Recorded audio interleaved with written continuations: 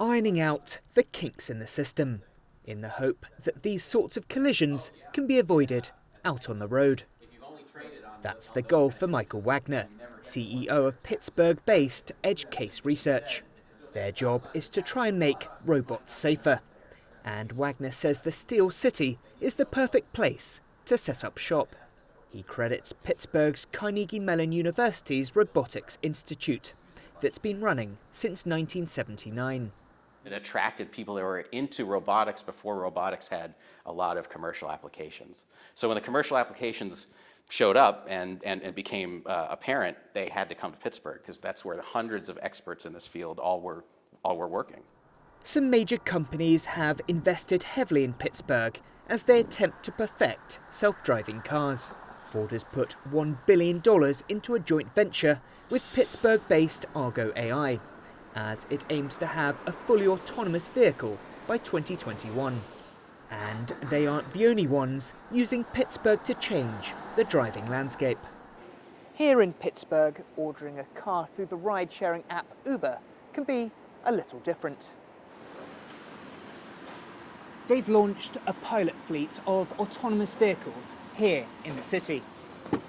So when you get collected, there's a chance you'll be riding in a self-driving car.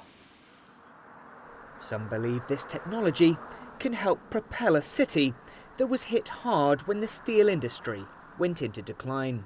The future of work is changing for everybody, and we're at the epicenter of the top talent in those technologies that are going to make robotics and make artificial intelligence useful for our future. The tech sector may be growing in Pittsburgh, but US President Donald Trump has also vowed to put those in the steel industry back to work and ordered a trade investigation into exporters of cheap steel. The Cary furnace employed 15,000 people during its heyday, but that was 70 years ago, and many believe it's impossible to rekindle that level of employment now. Optimistically, though, it would be great, because what that means is more jobs and more prosperity and people working. The reality of the answer is, even if it does come back in some form, it's not going to be what it was. When this plant was built more than 100 years ago, it was a cutting-edge facility. While times and the industry have changed, those here still see it as a reminder of the city's history of innovation.